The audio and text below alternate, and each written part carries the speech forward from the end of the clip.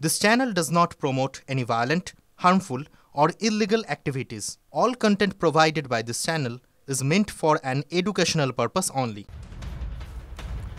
বীরভূমে তৃণমূল কোর কমিটির আহ্বায়ক হলেন অনুব্রত মণ্ডল। তাহলে কি বীরভূমের রাজনীতিতে অনুব্রতেই ভরসা তৃণমূল নেত্রী মমতা বন্দ্যোপাধ্যায়? অনেকেই এই কথা বলতে শুরু করেছেন। আমার সঙ্গে রয়েছেন সহকর্মী হিমাদ্রি। হিমাদ্রি, কি আপডেট রয়েছে?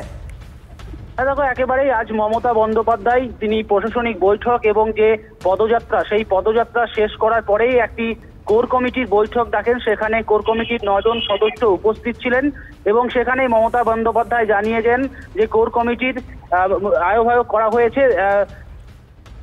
অনুব্রত মণ্ডলকে। এর আগে আমরা দেখেছিলাম যে অনুব্রত মণ্ডলকে একেবারে কোণঠাসা হয়ে যেতে বেশ কয়েকটি সরকারি অনুষ্ঠানেও তাকে ডাকা হয়নি, এসআরডিএ চেয়ারম্যান হওয়ার সত্ত্বেও। এরপরেই গতকাল আমরা দেখলাম একান্তে বৈঠক করলো মুখ্যমন্ত্রী মমতা বন্দ্যোপাধ্যায় প্রায় 10 মিনিট অনুব্রত মণ্ডলের সাথে। আজ মঞ্চ থেকেও নাম নিলেন অনুব্রত মণ্ডলের। এরপর বৈঠক, তারপর অনুব্রত মণ্ডলকে আহ্বায়ক করা হলো যথেষ্ট পরিমাণে তাৎপর্যপূর্ণ, কারণ অনুব্রত মণ্ডলেই ভরসা রাখলো রাজ্য তৃণমূল এই জেলার ক্ষেত্রে। সেটা আবারও পরিষ্কার হয়ে গেল। কোর কমিটি থাকলেও অনুব্রত মণ্ডলকে ছাড়া যে এই কোর কমিটি সেইভাবে কাজে দেবে না, সেটা হয়তো কোথাও ভেবেছে বা কোথাও সেই খামতি অনুভব করেছে রাজ্য নেতৃত্ব। সে কারণেই কিন্তু অনুব্রত মণ্ডলকে আবার নতুন করে এই দায়িত্ব দেওয়া হলো। অনেক ধন্যবাদ। তৃণমূল কংগ্রেস মুখপাত্র তন্ময় ঘোষ তিনি কি বলছেন একবার শোনা যাক। এর মধ্যে নতুনত্ব আপনারা খুঁজে পাচ্ছেন, কিন্তু এতে নতুনত্বের কিছু নেই। কোর কমিটি যেটা করে দেওয়া হয়েছে তার মধ্যে অনুব্রত মণ্ডল আছেন এবং সেইভাবেই এসআরডিএর চেয়ারম্যান আছেন। সেই জায়গা থেকে এখন নামের লিস্ট কার 1 নম্বরে থাকবে, কার 2 নম্বরে থাকবে, এইভাবে তো গুরুত্ব বিচার হয় না।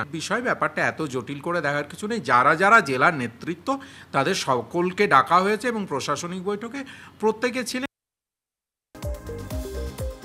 বিজেপি নেতাদের গৃহবন্দী করার হুঁশিয়ারি দিয়ে বিতর্কে তৃণমূলের ব্লক সভাপতি। বাঁকুড়ার জয়পুরে ভাষা প্রতিবাদ আন্দোলনের সভা থেকে হুঙ্কার তৃণমূলের জয়পুর ব্লক সভাপতি কৌশিক বটব্যালের। এই হুঁশিয়ারিকে পাল্টা চ্যালেঞ্জ জানিয়েছে বিজেপি। ও ক্ষমতা থাকলে গৃহবন্দী করে দেখা, পাল্টা চ্যালেঞ্জ পদ্ম শিবিরের। 28শে অগস্ট টিএমসিপি প্রতিষ্ঠা দিবসে পরীক্ষায় আপত্তি। কলকাতা বিশ্ববিদ্যালয় ঘেরাও উপাচার্য। ওই দিনে একগুচ্ছ পরীক্ষার সূচি ঘোষণা কলকাতা বিশ্ববিদ্যালয় কর্তৃপক্ষের। এই সিদ্ধান্তের বিরুদ্ধে সরব হয়েছিলেন শ্রীরাঙ্কুর ভট্টাচার্য। এবার পরীক্ষার দিন বদলের দাবিতে উপাচার্য শান্তা দত্তকে ঘেরাও করে বিক্ষোভ। মুখ্যমন্ত্রীর বীরভূম সফরের মধ্যে ফের মন্ত্রী চন্দ্রনাথ সিনহাকে তলব ইডির।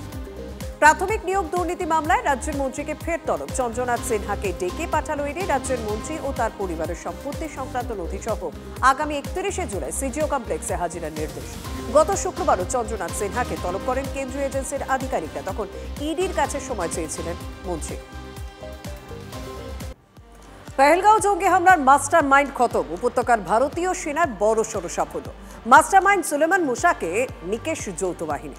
শ্রীনগরে লিডবাসে চলছে যৌথ বাহিনীর অপারেশন মহাদেব। গুলিযুদ্ধে নিকেশ মুসার সঙ্গী আরও 2 জঙ্গি আবু হামজা এবং ইয়াসিরও।